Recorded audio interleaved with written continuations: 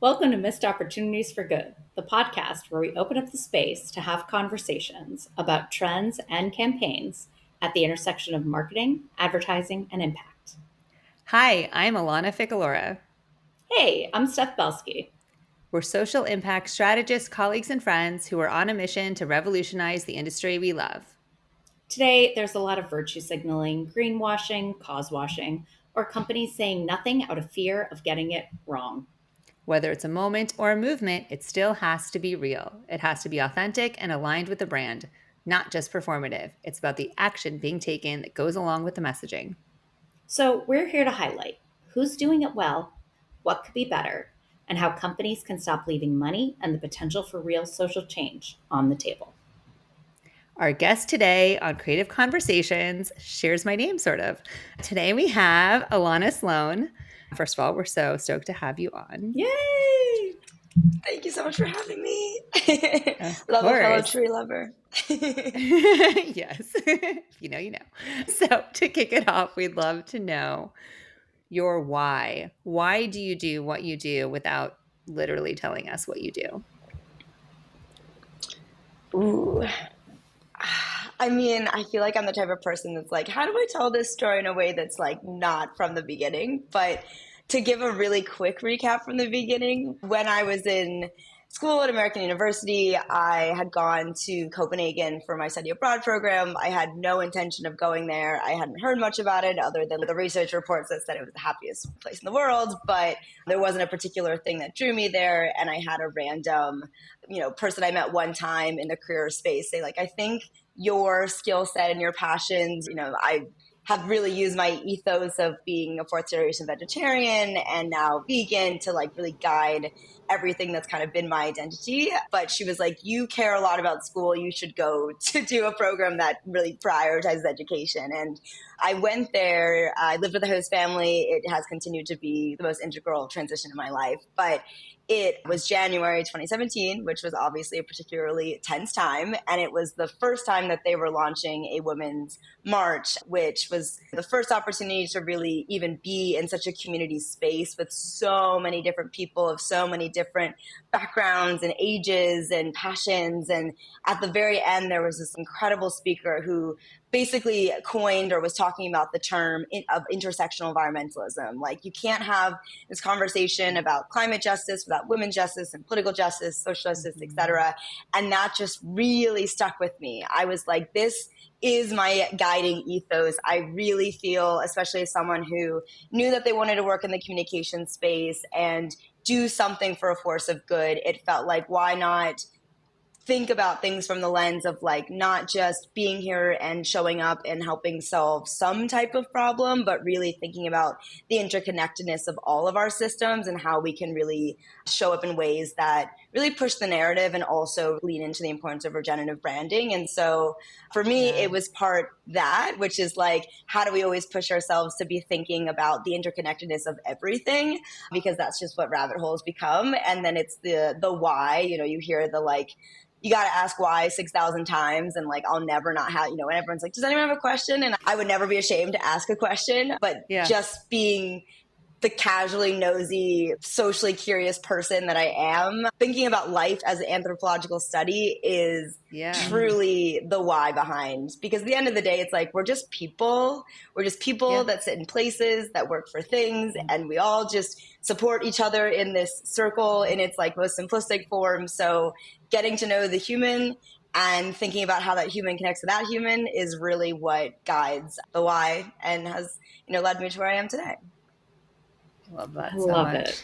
I love it. So much yes to everything being connected. And it's amazing how simple it is, yet how much it's forgotten in our society and the systems in place currently. Yeah, it's so interesting because that concept of intersectional environmentalism really popped up. I think Leah Thomas was the one who coined it like 2017, 2018.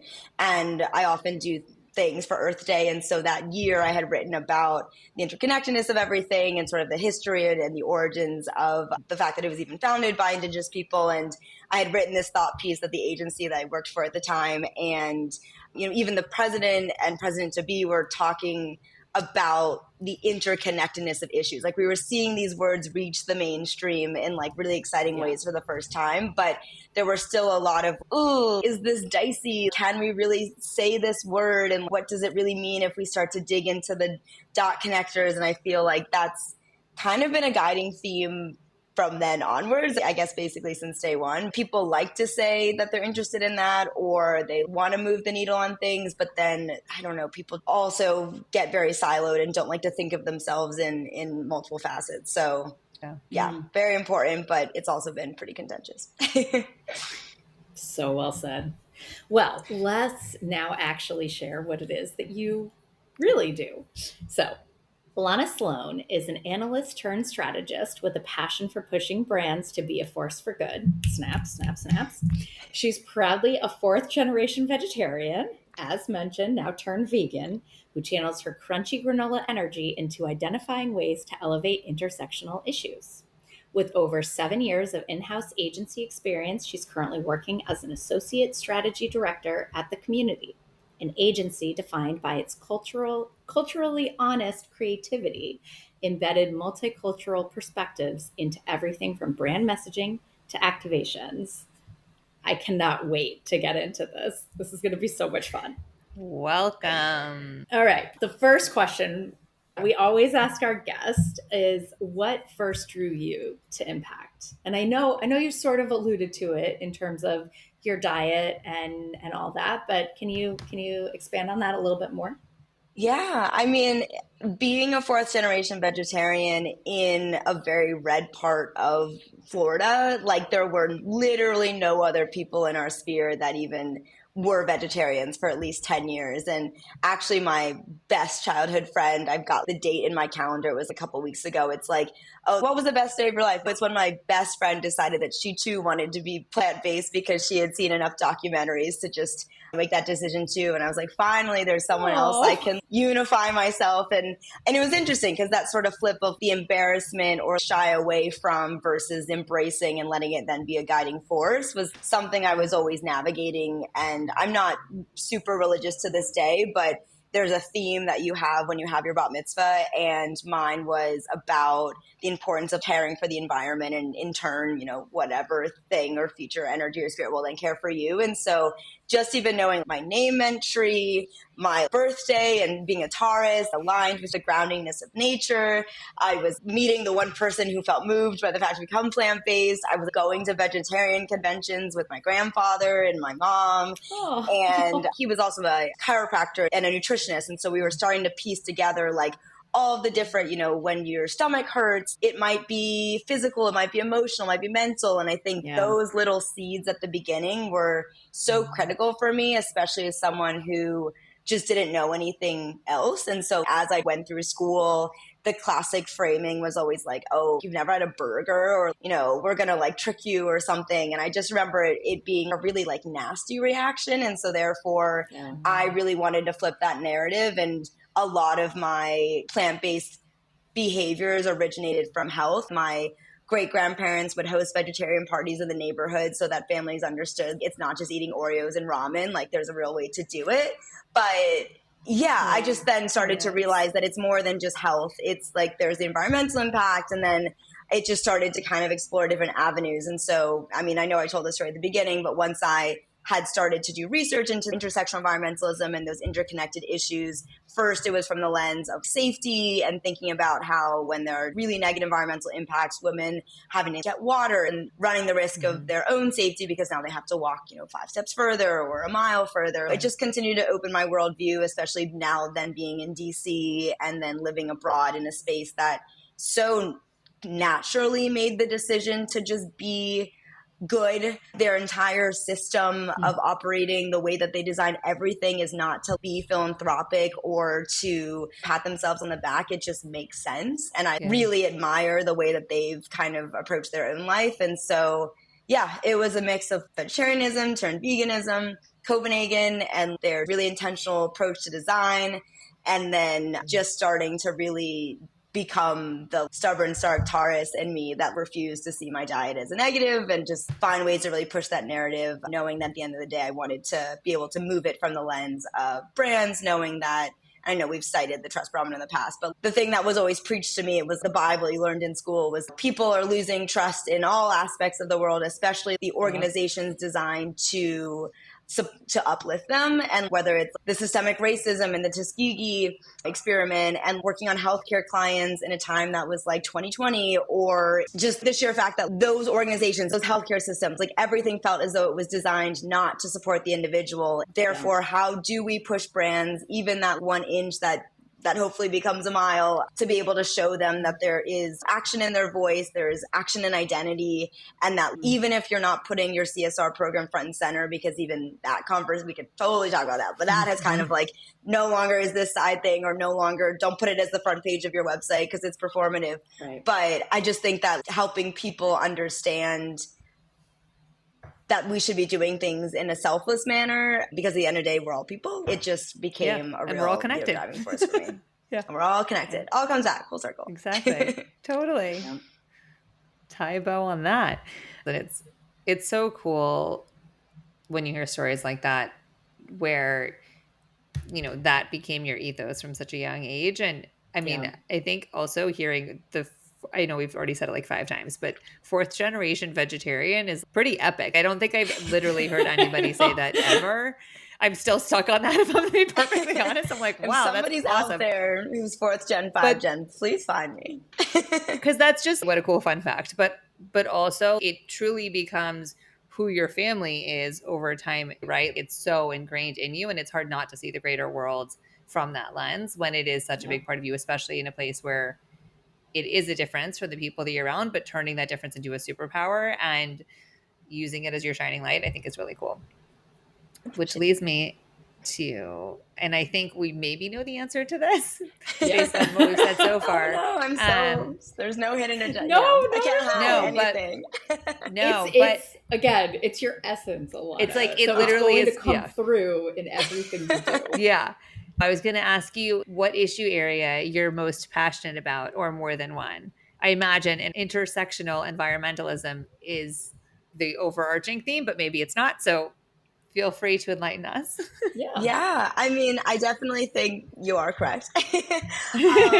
Simply because it was the most natural and apparent connection, especially as someone growing up. The social and political realm can feel very aloof or very theoretical. And so that literally was not being seen in my backyard, but being in Florida, being close to water, questioning why, you know, animals were becoming endangered, or getting warnings about, I explicitly remember with the sea turtles and the importance of having your lights down low. And it was really a mandate. And then it was like, guys, no, it's seriously a mandate. And they fortunately were getting really serious about it. But I was just starting to see the impact on such a small scale. And so for me, it just became the natural transition. I was like, Eco Chick 101 was my first email address, which is so embarrassing. And I, planted a bunch like of AIM names back in the day. That's what that reminds me of. Yes. Oh my God. Bad. Eco Chick. Eco. Why'd you get rid of it? I mean, come on. That's amazing. Oh, phenomenal. It was too close to the realm of when hipsters were becoming a thing. And it's like, if you call yourself a hipster, you can't be a hipster. And so I was like, I need to rid myself of this like apparent identity, because it's just reeking in other aspects of my life. I don't need it on my forehead. But I don't know. It just became a guiding force for me, seeing it in my own backyard, but also, you know, using it as then the jumping off point for the first time that I reached adulthood through my bat mitzvah. And that was when recycled bags were a very first thing, which is like, I feel old, but it was having the to-go bags, goodie, you know, thank you for coming as a recycle bag with resources on what this means and its application. And the food at the event was all vegan and homemade by my grandmother. And we thrifted all of the dinnerware and we planted the invitations. It was just so personal. The invitation. I love it. Yeah, they're pretty popular. I mean, they're all over Brooklyn now, which is iconic, because I remember my mom was like, you have this much money, it is very small, and you're telling me you want to buy these cards for like 30% of the budget. And I was like, yes. You're like, this is also their giveaway. This is their gift bag, is also the planting. Well, yeah, it was full circle. Yeah, and I think that when I then started college and was pursuing a path, initially it was PR, and I remember being really frustrated because it felt like everything was about just getting in front of the right people to tell your mission. We were learning about Ad Council, we were learning about Smokey the Bear, we were learning about Rosie the Riveter, and just like the underbelly of it was always being like, well, this was like almost propaganda, or like Smokey the Bear icon, but like the first form of onus on the consumer messaging, which is my like absolute soapbox. And so I just started to ask myself, I don't want to be the person who's known for just compiling a media list, which I know PR is not that simple, but how can I really understand the story that would get people excited to write about it? And so with the kind of pivot into media and society, which was taking a lot more influence from past movies and documentaries and just like being in DC and going to these culturally enriching local events, it started to kind of open my eyes to the other aspects of what that looked like. I think the Hirshhorn in particular is my favorite art museum, and they had a lot of climate plus insert, other concept that really kind of started to uncouple that for me. And then naturally going to an agency that does pride themselves on kind of thinking about things in all different issue areas, I just started to sort of be that string for climate, which I think, again, kind of has its own, like, I don't know, I felt very uncomfortable about, because then it became like the same way that, you shouldn't just look for people of color in the room to then be your group of people who vet everything that is diverse. I then sort of became the person to be like, can you read this statement? Do you think that it feels like greenwashing? And even if I was given that opportunity, I was like, thank God for asking me to be in this room. But it just, I don't know. I was so happy. I created the sustainability team there. I was trying to get in contact with the different offices and really make a bigger difference than just, getting double-sided paper printed or getting mugs for the office and having this happy hours. I was like, I'm frustrated by the fact that everything feels very insular. And so that really then just put fire under my belly, because it wasn't that easy. And when confronted with the environmental impact of things, and you start asking yourselves like, okay, they're doing this incredible reforestation project with SZA, but where is the broader footprint? Or you're part of one tea company in this bigger realm, but what are you saying? I don't know. And then I got really cynical because, your carbon footprint doesn't end at just who you are as an agency. That if you are, and I remember there was some big report that was ousting WPP, I think, and they were like, if you continue to work for big oil, then your footprint is null. So you can say you have these 2040 ambitious targets, but that then became a real factor for me. So this was a rant, but love the environment. It became my superpower, and also has continued to be my kind of like anxious best friend, and is something I've lived to this day. But it's because of that I even met Ellana in the first place. So, true story. Everything, life unfolds as it should. But this is the beauty of, so many of these organizations that exist now, and bring together people who are like-minded, and being able to find people who believe in creativity as a force for good across the country and are trying to change an industry that is not so climate conscious, getting teensy bit better, but generally speaking, not quite there. And so all of those things, I think it's just awesome. So shout out to Clean Creatives. And you for that. two And I'm met sure we'll through get more into that. Clean Creatives. You met through Clean Creatives, right? Great. Yeah, because I'm the creepy stalker who saw her intro and was like, let's talk. And it worked. That's how we started this podcast, Ellana, if you recall. I'm obsessed. It's all about putting yourself out there. I never understand why. I mean, obviously there are boundaries and limitations, but I will be that person who talks to the cashier. I will stop that person on the street. I don't know. You just never know. Because we're all humans, and we literally thrive on connection and community and talking to people and expanding our world. And I mean, there's a whole sidebar we could do on that as well, because life as an anthropology experiment, right? Literally. I just love that.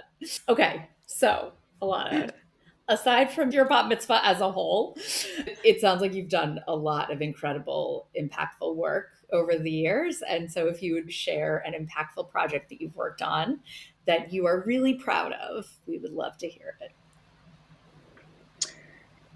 Yeah. I think what's interesting is that a lot of my agency experience and the reason that I was sort of then pushed to another agency is because I felt like the work was never seeing the light of day, or like as strategists, it's like your artwork is so beautiful and it's wet paint. And I became really conscious of the fact that I was not working on the campaigns that were getting the Cannes Award, which I talked about this with Lana the other day. That shouldn't be the North Star for validation. So a lot of the work that I did that has like capital I impact stem from my first agency. And then the work that I did at my second agency was a little bit more insular, but has ties to the campaign that I'm going to be talking about later. It feels old at this point, but when I was working on Taco Bell at my first agency, a lot of the work was like, they're this cool, edgy brand, and we just love these restless creatives, and we're the number one plant-based, have the number one QSR for plant-based food options, and,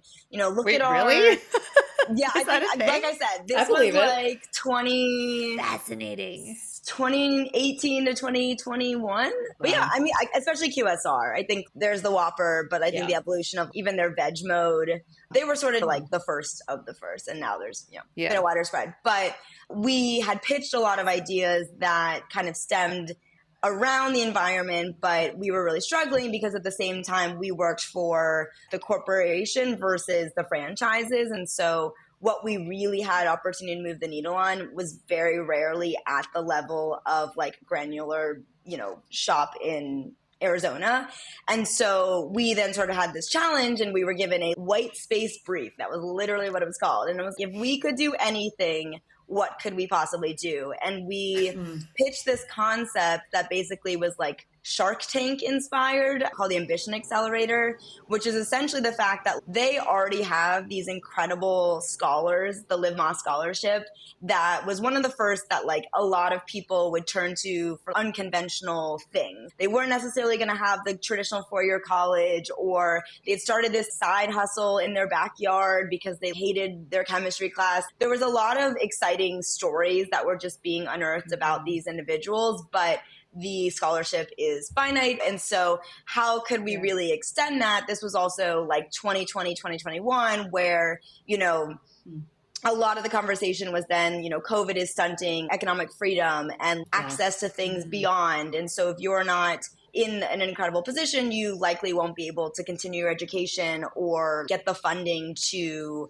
turn your side hustle into a full-fledged passion. And so not only did we want to create this fun Shark Tank-esque, let's make this as cool and exciting and fun as possible, but we also did partnership vetting and collaboration, and we worked with Ashoka, and they really helped kind of implement the, sort of credentialized side and coming from the approach of what it means to create an Ambition Accelerator program, as well as the individuals on the Taco Bell side, who wants to be part of this mentorship program and what does giving back in new ways look like. And then also the students or, young restless creatives who really just wanted to have that platform and didn't necessarily do it. And so we pitched that all the way through, and it went live a couple of years ago. And that was the last thing I did before I left that agency that I was, really proud of. I think it's tough though, because it's like a lot of the work I did, as I said, didn't see the light of day, or it was a conversation in a room to say, like, what if we did this? And a lot of those sort of frustrations is what's led me to try to find another agency, go in, even smaller, to think that that's maybe a better entry point in, or go back to small agency in big conglomerate to think that that would move the needle more. And I think I'm just having a very rude awakening of, I don't know what the answer is yet, but the landscape has not necessarily made impact projects feel as accessible or as conducive as I'd like. Yeah. Now wait, Ellana, did the Taco Bell Foundation is that who runs the scholarship primarily, or was that through? Okay. Yeah, so it was the Taco Bell Foundation, which had the Liv Moss Scholarship, but then also there was the sort of like CTA of, does anyone at the leadership level, or is even anyone in the Taco Bells themselves, like, are they curious about it? We also were like, What if we turned the actual shops into late night spaces? This was when third spaces were just a nugget or a node of conversation. The cantina, if you will. There you go. Before Starbucks tried to say that they created the first third space. So yeah, but anyway, it was with the foundation, which was again an incredible leadership opportunity and just a good reminder that there's no good, capital G, good brand. And at the end of the day, I'm not going to sit here and like applaud Taco Bell for that work, but the fact that we were able to take this grant money that Yum was giving them as their corporate brand and build this case and speak to all these sponsors and get it off the ground. It's like, there's still one thing that we're doing right. And I think it's the whole, the lesser of two evils. There's still two goods. And I don't know. I've been trying to remind myself and give myself grace, but also mitigate I don't want to be known as like, I mean, oh my God, I literally got the nickname Dark Ellie at my first agency as a joke because, it was communicated to me though. No one said it to my face directly, which clearly is haunting me like 5 years later. Oh my goodness. But because I was so passionate about not being the first person to praise a brand and being the critiquer on things, and they're like, no, that's like why we love you. And I'm like, okay, but Dark Ellie is, let's just like, think about the connotation of that. Yeah. Think about the words we use, and this is the time we're going to not. Yeah.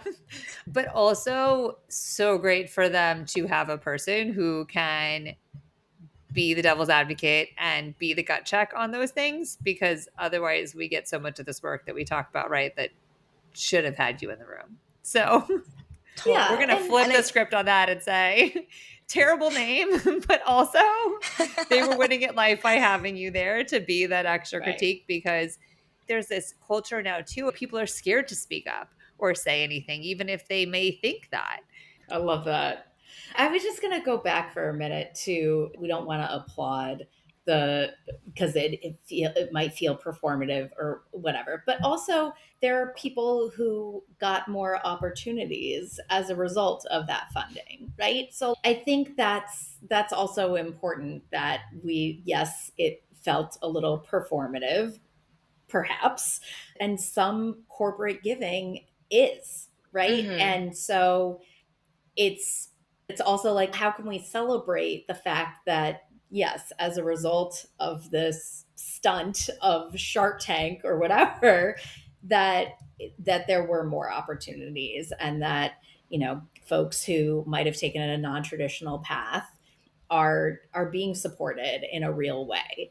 So I don't know, just throwing that out there, because we do need to celebrate when these things happen, because that's a cool campaign that you worked on, and it made other people's lives better.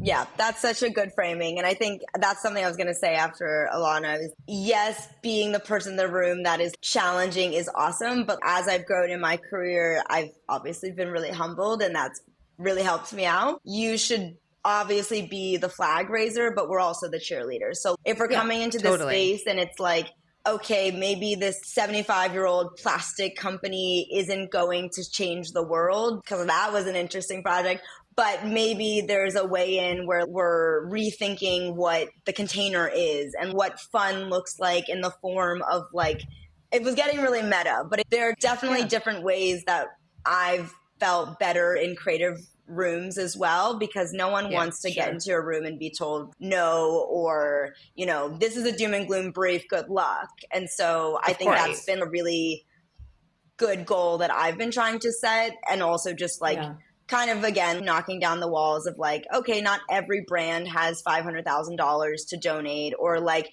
that is no longer the headline, nor should it be the headline for a brand. And so, and I think to your point and what you've set up on this podcast is like, Taco Bell is a great example, but there's other brands as well where it's like, have they continued to do that work? So like that alignment criteria, and that's where we can start to applaud. But the one-off brand or the Skims campaign that says that they're sustainable, I'm so sorry, I won't applaud them. Yes, correct. And I think that's the biggest thing, right? Ultimately is, at least in this case of Taco Bell, right? They've given $114 million in grants so far. And they've been doing this since 1992. They found an area. They can't sit here and stand for combating obesity or healthy eating or anything in it. They know their lane. They know that is not where it is, but they know that they're playing in this space of edgy creative. And so they're focusing in a space where they can be authentic to that, and then being able to do that year over year and continue to get creative and expand upon it. So even being able to bolster the program in a different way by taking the Shark Tank approach and reaching people in a different way, at least they're now known for that. And I imagine that there's kids coming up who specifically know that that exists. I also know somebody who worked at the foundation on that program, and who I respect a lot. So I feel like it was a legit program because I knew she was there for years. That's awesome. I don't know. I loved for whatever that class means that I coordinated with. So yeah, I think that is so much about what it is it's like really having that alignment to whatever it is you're going to stand for, and then the longevity to continue to support that space year over year, and not just, it's the one-offs that really truly become so performative. And I mean, the ultimate goal would be to just not have the brands that are tearing apart the world in different ways, but realistically that's not going to happen. So if we can all chip away at doing better where we can have influence, then hopefully we're getting somewhere, and just empowering the brands who are doing literally nothing to get in the game a bit. So yeah. That's so true. I think it's so easy to say, oh, we want to exile a brand. I mean, I will confidently say I will never work for fossil fuel companies, but like Amazon, Facebook, Meta, there are these like big Microsoft. There are so many qualms. I honestly, I don't think I can work for those companies, but I think with the whole notion too of like, there are these systemic issues in the same way that all of these intersectional issues start from somewhere as well. And so like, I do genuinely think we need good people on the inside, and that, you know, even if we're just helping a fast fashion brand take one step, or you're helping illuminate that there are these bigger issues, I just think that I don't know. I think that like my just perspective on good has shifted. And if we're going to, for example, take all of the data and data harvest like crazy, create the most personalized experience for me. If you're going to do the most, do the most. If you're going to deploy my money, show me why that dollar is worth it. I don't know. I've just kind of pivoted a little bit, but I'm here for all of that, which I think is a great transition. What's the biggest challenge you're facing right now? Because I feel like we've just like touched on a few that could be it, but it's potentially something totally different. No, I mean, I'm having the classic, you've hit another milestone. I unfortunately had broke my neck this past summer, so summer was canceled. Couldn't work. I know. I mean, thank God it's doing okay now. But it's just created another inflection point for me. And especially even around Climate Week 2 years ago, I was in, unfortunately, emotionally and mentally the worst place ever. And it was during events and spaces where I thought that I would have been able to thrive the most. But I was having this insane imposter syndrome and just inferiority complex of like, I don't work for an agency that presently signs the anti-fossil fuel pledge, or like I work for companies that still close us out of doors, that don't, or, you know, or you're told you're asking too many questions. Or I was just getting really frustrated by the fact that I didn't know what my path looked like. And I think I did a lot of compartmentalizing and talked to therapists and met new people and read some books and tried to find more local organizations. And I think those were all awesome, but they've just continued to sort of be like little stickers or little bows. Compartmentalizing is really great defense mechanism. And so it's back. I think that little bow is everything is planned obsolescence at this point, and the tape has fallen off. And I don't know. I'm back in a place where I'm so proud to work for an agency that has such a specific point of view on dimensionalizing audiences and trying to push the narrative on what it means to not just market to general market, but also that education is not universally understood, or like every agency still has its growing pains of that doesn't mean we just do translation work for Hispanic audiences, or that doesn't mean we can't launch a global campaign that's rooted in a Hispanic insight because the emerging majority is going to be non-white. But it's been a dance because it's not a universally adopted language. And so I still feel and witness the shortcomings that, whether it's budget, time, client willingness to take risk or lack thereof. And so I'm kind of back in this same situation of how do I get closer to a space that sits at that intersection of climate and comms? Is there a more on the ground or tactile experience that I can use these communication skills in different ways. Is there an on the ground effort where just informing the public of what is feasible or what's not feasible or what they have access to? I think, again, so much of the communication gets, from a scientist or a doctor or a local organization gets muddled or is misguided or is betrayed or not trusted. And it makes a ton of sense. I've found incredible communicators in the PR space. I've found incredible academics who've got, PhDs, but my realm of expertise is in the middle. And so it's been a little bit of a journey of asking myself, how can I actually make impact, little I, big I, somewhere in the capitalization in between, where it does feel like we're taking a more tactile approach to things or deconstructing things so that it just gets simpler. So I have no real answer because I just don't know what it is yet, but that's why it's a challenge. Yeah, exactly. And there's so many good folks. And that's the purpose of this podcast as well, right? Is that we're building this community of amazing creatives who give a shit and who want to get involved in these conversations and make them more mainstream. And so you are in very good company, my friend. Speaking of which, good, because you are now a part of this. Ellana, one day we're going to have an in real life party. Yes. Steph and I have to meet for that to happen, but it'll... Groundhogs. What would your ideal project or collaboration be?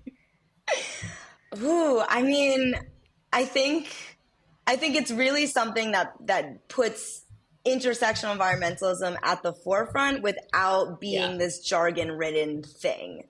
Like finding ways to find passionate people that exist within these brands and showing up in, I feel like we always say unconventional and it's gotten, trite at this point, or like, cutting through a sea of sameness today means like rage bait. I don't want to do something that's just like liquid death, throw marketing playbook out the window, be cool brand. I want to do something that like, hey, this is an unlikely pairing. I honestly think the Hinge project that's really pushed people for like IRL engagement is perfect because their whole system, their whole mission is designed to be deleted, and that means less users. And so how can they grow when they're objectively not growing based on that metric? And so finding ways to evolve brands into the importance of fourth spaces is awesome. I think that taking brands that and just understanding, the best project was just interviewing 1,000 people until they tell me I have to stop interviewing people. But I think it would just be like,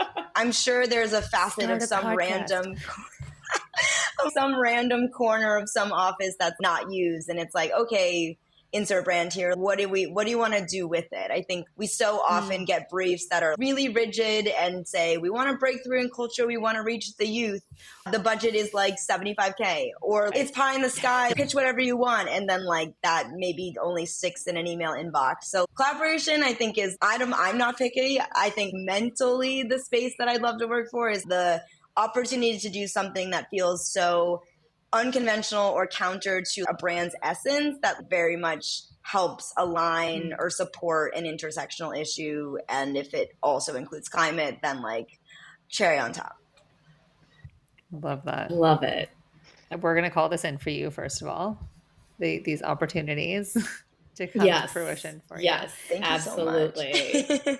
And I am very much not manifestation in the Zillow realm of the world. I'm not following a TikTok person, but the 444 that I see every day. I hit 444 on Duolingo today for Spanish, and I was like, oh my God, this is going to be the best day ever. And it's the best day ever because it's a mindset, and I'm getting to chat with you. And so we're putting good energy out into the world. Yes, we are. It. Yes. It's true, though. I'm here for it. I'm all about bringing the energy in. I think, okay, now we could totally sidebar manifestation. We will not go there. As somebody who has now been working in this intersection and bringing impact into the work that you do, whether you're at an impact-driven agency or not, what's a piece of advice that you could offer to someone that's looking to be able to incorporate more social impact into their day-to-day, whether it's in their current role or in finding ways to put themselves in a space where they can be around others who have those shared values? Love it. I think it's twofold. I think the sort of hard skill answer is ask questions, ask questions, ask questions. Like, do explore every rabbit hole and do not leave things unturned.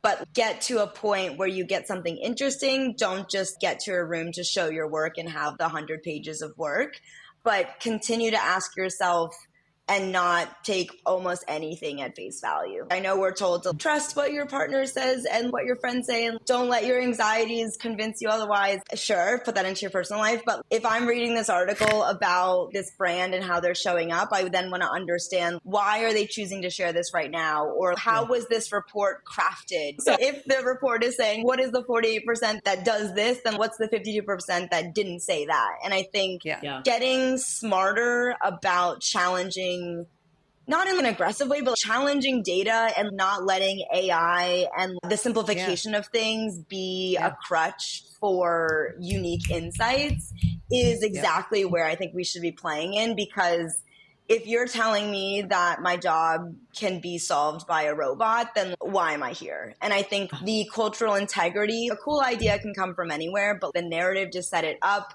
the little morsel, the screenshot of that random tweet or Reddit thread, that's the thing that I genuinely, that feeling in your heart, I know it sounds cliche, whatever, that warm belly feeling is the reason I show up every day. And so if you can find those and determine what is that thing that gets you to that feeling, again, interconnected, that's awesome. And then I think the flip side of it is, don't just limit yourself to online. Take advantage of as many places and spaces that you can show up, and subscribe to the newsletters in New York that bring you to exquisite events. Like Earth Body was this awesome art experience I went to for free in Dumbo this past weekend that explored the intersection of art and nature and what that looks like when molded with food and ceramics and tactile experiences. Fun. And I'm like, this is why we live. This is literally why I am a human being and why I'm here today, is to be in awesome spaces with other people. And so I think a lot of programs as well, or agencies, will have even culture funds. That's free money. You know, PTO is not fake. If they're going to make us work 1,000 hours, do really, really take advantage of any of the financial or, you know, non-financial resources that just allow you to get immersed in your spaces. And I think at the same time, I'm so lucky that I live in such a big market. But I think a lot of the work that we're also being tasked to do is for that middle America person. And so even challenging yourself to say, how can I get in front of those people? Is it the newsletters that are being, the zines that are being crafted in those spaces? Or is it following the TikTok person who then has their cottagecore community in Rhode Island or something? Like, I just think that we shouldn't feel like the solution means experiential activation in Times Square or the Grove. And so how do we continue to deconstruct that and not just let a press headline and Cannes award define the success or impact that you're having on a community? Hell yeah. Yes. All the snaps. Like slowly resorts away. No. Be proud of that. I think that's good. great advice. I'm proud of that. I love that so much. And it's so interesting too, what you said about the data. I 100% agree. I find that data just becomes open to interpretation. You can make it whatever you want, and then people swear by the data. And you're like, it's all made up. Everything, all of our tracking of social media metrics, of viewership metrics, it's kind of all bullshit. Yeah. But we live by this. People live and die. Brands live and die by that information, right? And so it's just amazing in a world that we've become so reliant on data, but you can interpret it as you wish to. Yeah. So, which is scary. It's scary for sure.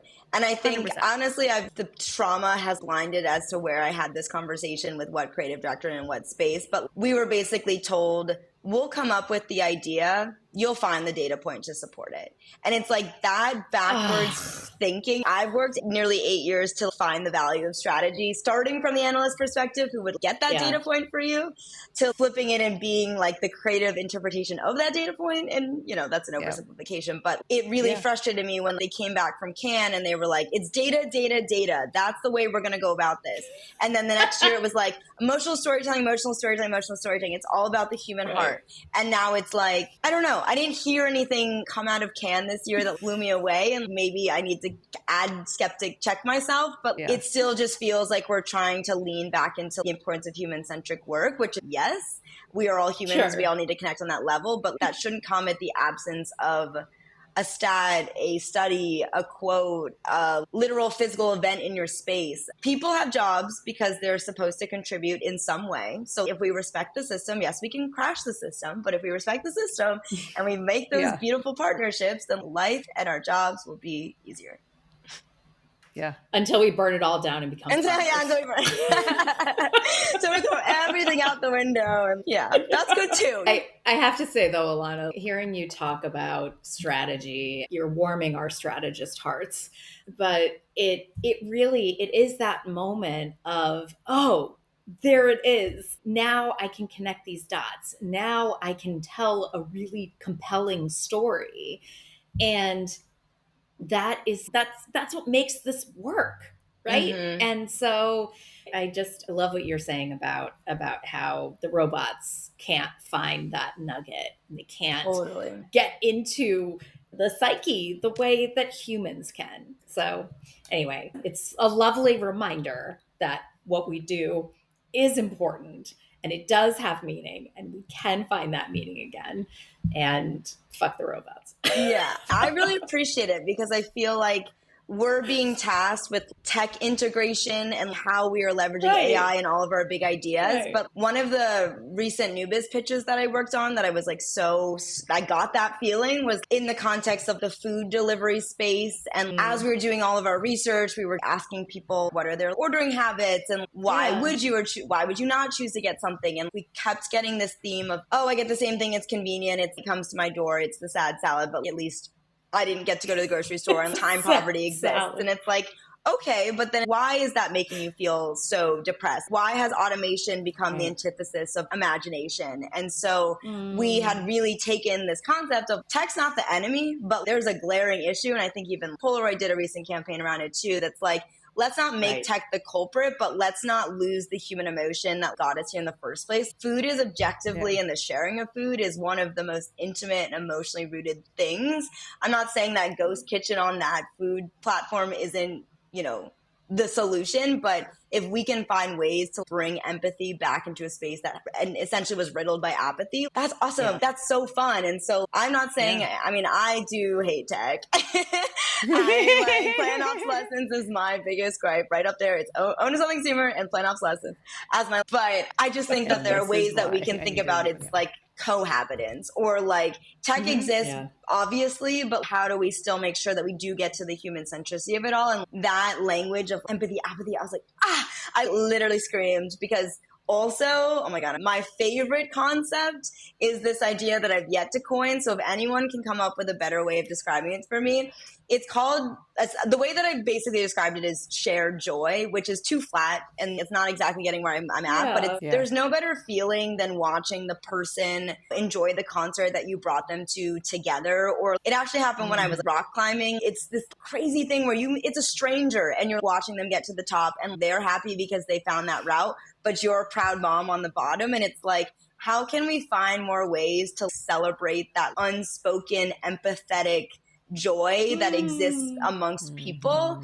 And the closest we'd gotten was the opposite of schadenfreude. Instead of joy in one's misery would be like fraudenfreude, but I'm definitely butchering it because I'm not German. So like, if anyone has an answer to it, I've woven it into enough briefs at this point that it needs a turn. Shared joy and fraud. Right. Fraud doesn't have the same rhythm, but shared joy feels trite. It's that human connection piece of a shared experience. That is in the rock climbing case, it's an accomplishment, right? So it's not even like there's a joy to that, yes, but it's so many more emotions. It's more layered than just joy, which is why I think you're also saying that the shared joy feels a little trite, is that it doesn't encapsulate the full experience, and it's not saying it's just that like jump for joy. Like we picture did like a the lot girl with of confetti in the air. It's not quite just that. It's that the empathetic connection that you're talking about.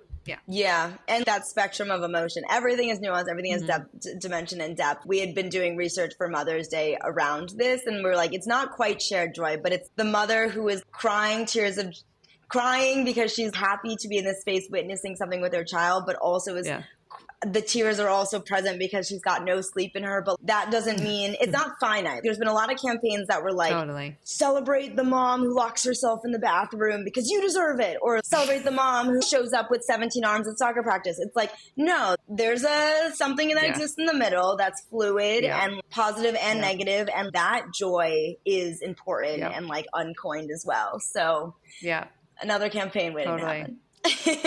I love it. Yeah. I love it. No, it's well, all so I real. can't even believe that we haven't even touched on the campaign yet. But before we jump into the campaign you've brought, let's quickly review our criteria, both for you, Ellana, and for our listeners. So the first thing we always look at is alignment, partnerships, call to action and transparency, engagement, and lastly, optimization and amplification. With that, Ellana, please tell us about the campaign that you brought today that is doing it well or not. And if you can give us a little summary of the creative so that if someone hasn't seen it yet, they kind of have an idea what we're talking about. And then we'll obviously link to the campaign itself in the show notes as well.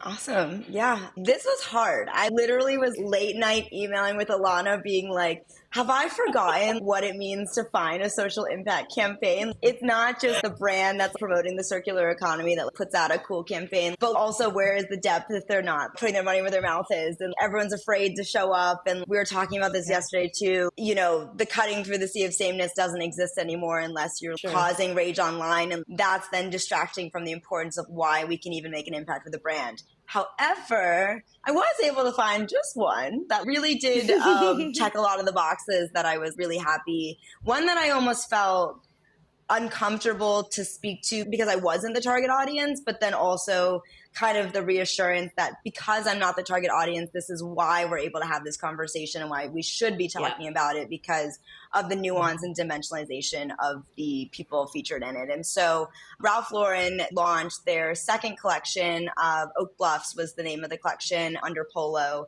And the first one being in 2022, which was like a partnership with their first Black creative director and 2 HBCU colleges. And this was basically an extension of that now a couple of years later with the opportunity to really capture an evolution of what the American dream looks like, as well as shine light on a part of Martha's Vineyard, Oak Bluffs, that has so much nuance and depth and pride and comfort for the Black community that has just never been seen or presented in ways, especially through the lens of a brand. And so basically what Ralph Lauren did was tell a beautiful story on camera. There's this 20-ish minute documentary that is an overlay of beautiful shot, scenic, soft, warm colors, and real stories of people and the generational wealth and lineage that exists of their great-grandparents who bought this house and stayed in this house, and their kids got married in this house, and now their grandchildren live in that. Just such a beautiful articulation of these milestones and moments that I had no idea about. Even the fact that I think it was called Allen Sheep Farm was the first inn on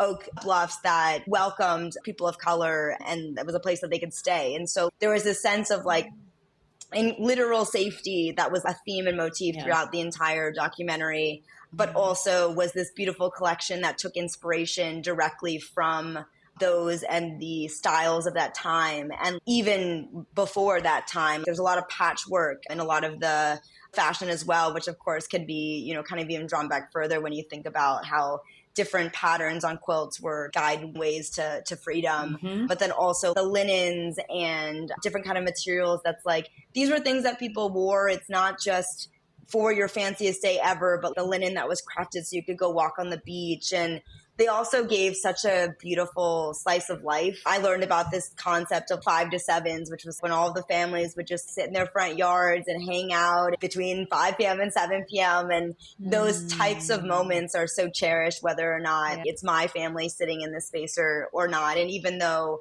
I recognize that I'm not the target audience, and I recognize that I don't have a specific connection to Oak Bluffs, I did feel the warmth and importance of this story that really highlighted Black excellence and showed the dimension of joy, not just the suffering or trigger content or trauma porn that so often gets portrayed in entertainment. So documentary plus collection in partnership with HBCUs, plus the presentation of this at the African American Film Festival, which then attracted a lot of big names. So sort of this halo effect that wasn't a celebrity driven campaign. It was a community centric campaign that then had some incredible guests show up. Plus the behind the scenes work of their investment in organizations like the Cottagers, which supports Black women who I believe that they are on Oak Bluffs, and it's all about the preservation of the heritage in that space. And also the Martha's Vineyard African American Heritage Trail, the museum, the Smithsonian. There were so many, and then they also have a specific scholarship fund that they've been having for a while, and that this all also ladders up to their design with intent pillar, where they are really holding themselves accountable and making sure, acknowledging that they're also not a Black owned brand, that whether it's this collection or another, that they are genuinely trying to respect and integrate that into all their products without trying to say that they are for everyone. This is obviously still coming with a high price tag. This is obviously still a sense of elitism and classism, which has been some of the little bit of backlash that's come from this campaign, but overall has been really well received, and from visually, but then also when you think about it from the behind the scenes, the fact that it's this, first creative Black director that they let him run with something, and this is round 2. The fact that the other director, I think his name's Cole Brown, his entire platform is about elevating the untold stories of Black voices. The fact that they got all of these local people to be the lifeline and megaphone. I don't know. I get so excited when I actually learn more about what happened behind the scenes, or who are the people themselves. I just love the behind as someone who used to work in production work too. So yeah, absolutely. Yeah. I mean, you're in like-minded company. We also love to dig into who creates the work and the stories behind. And I think again, in that space too, it's often, it should be part of the story too, right? Like if you're, and I don't, there's so many times, we were just talking about an article that came out about I don't know what the product was. I don't think they maybe even said what the product was, but it was a spot that was meant to be directed towards empowering African-American women. And the only African-American female director that bid on the project did not get it. And they went with a white woman instead. And so there was this, big conversation about why would you do that? They literally don't have lived experience to put together. And so it is just as important to have some of these elements behind the camera and behind the campaign and have the right people in the room as it is in front of it. So it also is probably why they were able to really get ingrained in this community and be able to feature their stories and have these conversations, because they were bringing the right people to the table who understood the story. It wasn't, us showing up to have this conversation. It was people who can relate and understand the backstory, know the history. Yes, it did. Yeah, it's such a beautiful campaign. It was so well done. I love the documentary. I love the history, just everything about it. It was handled with so much intentionality, with so much care, with so much empathy, right? And like you said, both Ellana's coming at it from a lived experience point of view. That's when you get the best work. Period. End of sentence. If you really want to tell stories of a community, you need to get the stories from the community. It's not rocket science. Yeah, so what simple. A novel concept. But it really, this, from like, I grew up on the East Coast, right? And I had gone to Martha's Vineyard a handful of times, and it is predominantly white. And to be able to see this beautiful scene of community and joy and connection and love, and bringing in the HBCUs, I loved everything about it. And it just, it's so good. It's so good. And it deserves all the accolades that it's been getting. And, of course, coming out on the tail of Sydney Sweeney and her ridiculousness with the American Eagle. I don't even talk about her anymore. Right. But what a lovely juxtaposition and a breath of fresh air.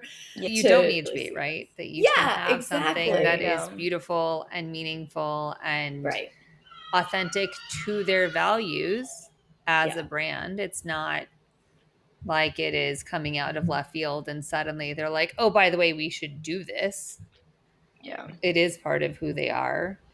No. And they've had some of these partnerships for quite some time, right? So I think that is also really important in that these aren't new partnerships. They've been in alignment in this space for a while before they suddenly launched a documentary. It's also interesting now when you see what brands and when they choose to create longer form content and then how they go about sharing it, because in a time where there's still such short attention spans and so much content, it's still a risk to create something that's longer form. And so where are you going to put it so that you can get the eyeballs? And are you telling an important, valuable story, or are you just regurgitating something that's been told a million times? And so being able to tell a story that is an untold story and finding platforms to be able to distribute that on and getting it seen, I think is obviously really important. It's interesting when you go to their website, to the Ralph Lauren website, it's hard to find this campaign anywhere from their homepage or figure out where this little collection lives. Atta girl, you found the myth. I had to Google it separately, and then you can get to the landing page for the Oak Bluffs campaign and for the line of clothes, but it's not. Yes. It's literally like it just came out. It should still be somewhere accessible from their homepage. Damn. And it's not. And I think that's, I don't know, I found that to be a little disappointing because we've been talking about the campaign since it launched as well. And, it kept popping up, in our feeds and in different places. And so to have it not be so accessible, if you wanted to go purchase clothes from it, even from their business, as a business standpoint, why are you not leading with that? I think is kind of interesting. Damn. Yeah, it's so funny. I've only Googled it as like Ralph Lauren Oak Bluffs because I had seen, some article that basically compared it directly to the city's meaning of it all. But I think, and I remember I went to their YouTube page as well because I wanted to see if they'd had different cuts and different storylines, which they do. And they kind of speak to it from both the direction of this incredible space, but also from the perspective of the academics and accolades of the HBCUs. But there's a whole new campaign that has already come out with a bear, which I'm just not as connected to this brand. So I don't know. They're doing an animated bear called Polo campaign that's going to release. Maybe it's out now. I don't know. That's actually like a tough thing that I would love your guys' thoughts on, because obviously we live in this 24/7 news cycle of the thing we saw today is actually already gone. And I think it's nice that it's not so in your face, because at the same time, it's like they've created something that has its importance for this reason, but they've also released it during a time of not Black History Month. They did it off the coattails of the rise of the show, The Gilded Age, off of the Met, and they're, a testament to their theme this year. And so it all just seems really interesting in that it isn't in your face, and it did take a little bit of digging. I saw some incredible pieces from the director sharing their stories on LinkedIn and stuff like that. But it's interesting because I agree. I'm curious, what is that right balance? Because performative marketing is hot, and also they need to make sure, I don't know, that a brand continues to speak to all facets when they still want to, highlight something that's really important. Yeah, I mean, I think I don't know, Steph, curious to hear your thought on this, but I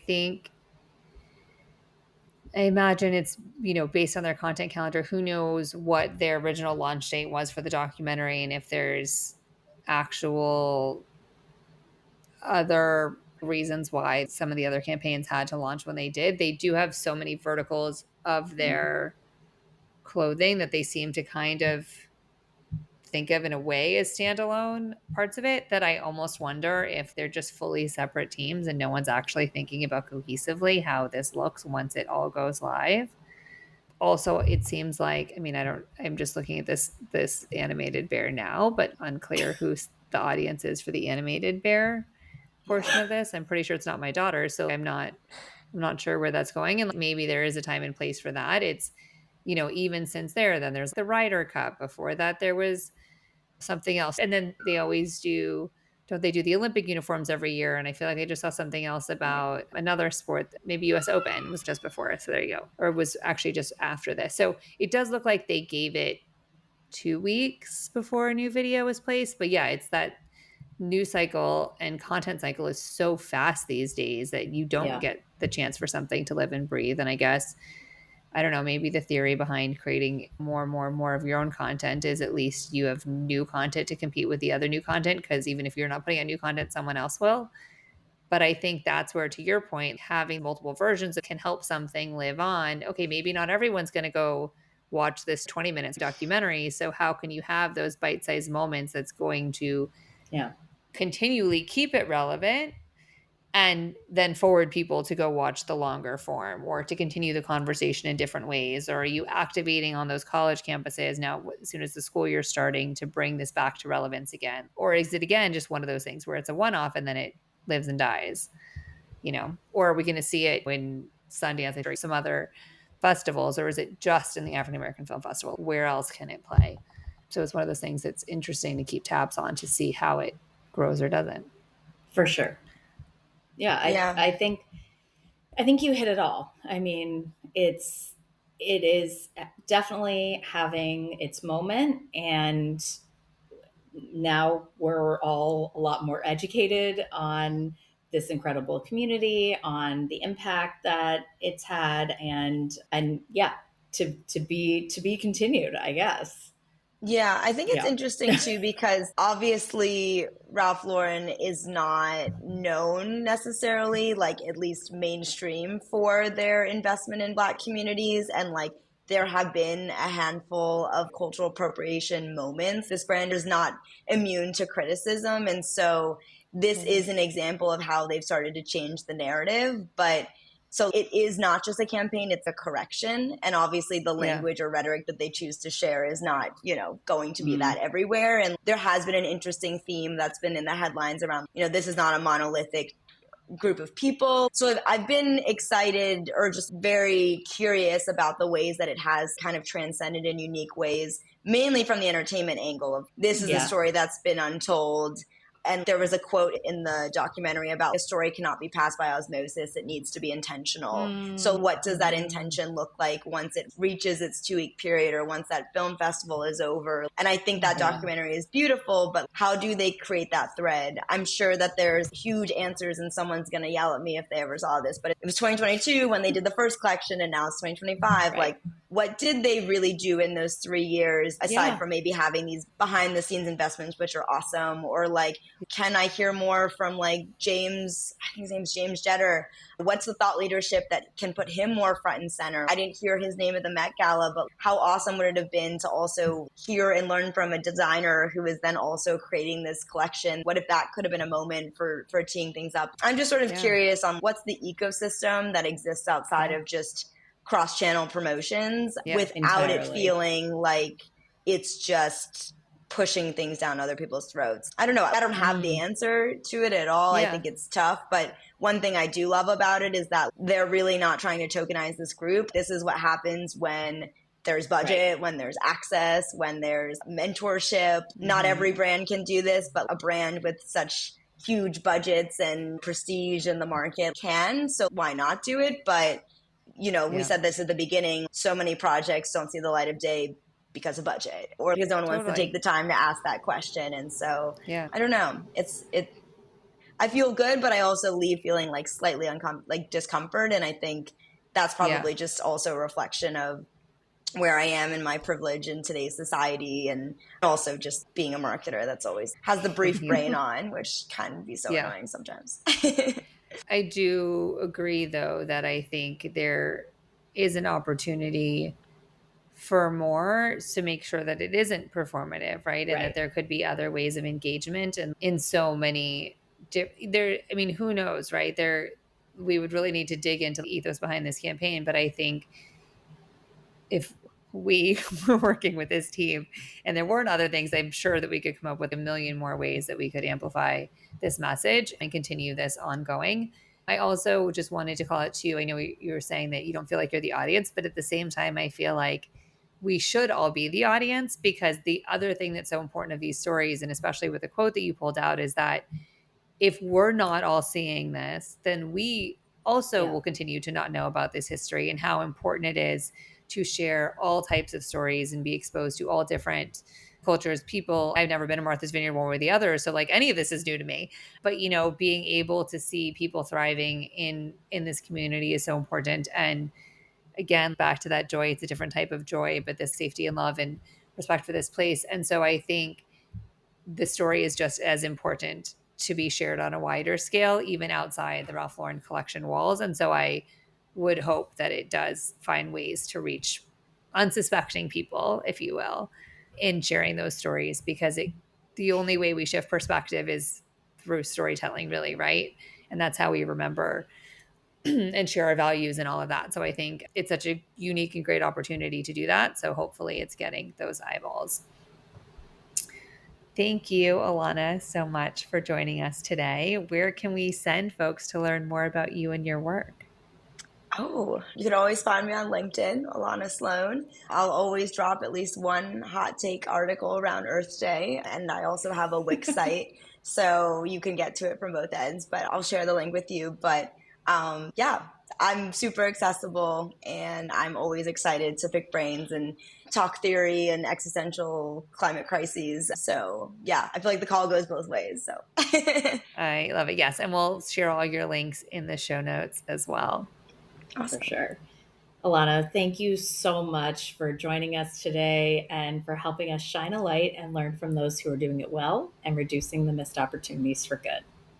We want to hear from you, our listeners. Let us know, what campaigns are you seeing that are doing it well? Who would you like to see us interview, and what campaigns would you like us to audit? Thank you to our listeners and supporters for joining us on our mission to revolutionize the industry that we love. And please, if you haven't already, thank you to everybody who's already subscribed to our new Substack. You can find us at missedopportunitiesforgood.substack.com.